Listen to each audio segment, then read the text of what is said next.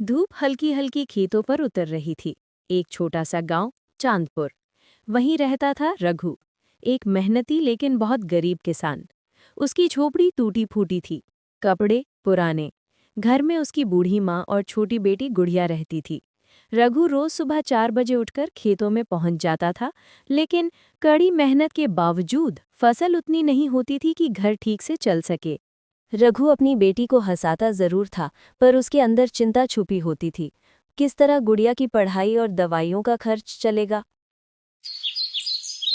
एक दिन खेत में पानी की किल्लत हो गई। नहर सूख चुकी थी और गांव में बारिश नहीं हो रही थी। रघु की फसल सूखने लगी। गांव के कई किसान तो अपनी जमीन बेचने की सोचने लगे।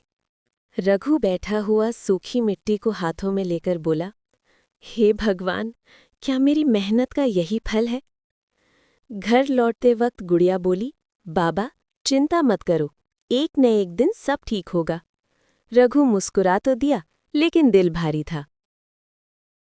दूसरे दिन गांव में एक सरकारी अधिकारी आया। उसने बताया कि पास के पहाड़ों से पानी लाने के लिए एक नया तालाब और छोटी नहर बनाने का प्रस्ताव है, लेकिन इसके लिए गांव वालों की मुफ्त मजदूरी और थोड़ी कोशिश चाहिए। कई किसान बोले, हम क्यों मेहनत करें, सरकार का काम है, वे करें। लेकिन रघु आगे बढ़कर बोला, अगर हम हाथ नहीं बढ़ाएंगे तो हमारा भविष्य कैसे बदलेगा। कुछ लोग हंस पड़े, पर रघु अकेला नहीं रुका। धीरे धीरे 5-6 गरीब किसान भी उसके साथ जुड़ गए। रघु और उसके साथी रोज सुबह से शाम तक कुदाल, फावड़ा लेकर पहाड़ी में मिट्टी काटते, पत्थरियों को हटाते। तपती धूप, पैरों में छाले, लेकिन हिम्मत नहीं छोड़ी। गांव वाले दूर से देखते हुए कहते, ये बेवकूफ लोग खुद को थका रहे हैं, पानी कहाँ से आएगा। पर रघु हर दिन और जोर से काम करता। गुड़िया शलम को आकर उसके माथे का पसीना पोंछती। बाबा, आप जीतोगे, मैं जानती हूँ। 3 हफ्ते की मेहनत के बाद नहर और छोटा तालाब तैयार हो गया, लेकिन पानी अभी भी नहीं था। लोगों ने फिर ताना मारा, अब देख लिया, पानी तो आया नहीं। लेकिन उसी रात अचानक तेज बारिश शुरू हुई।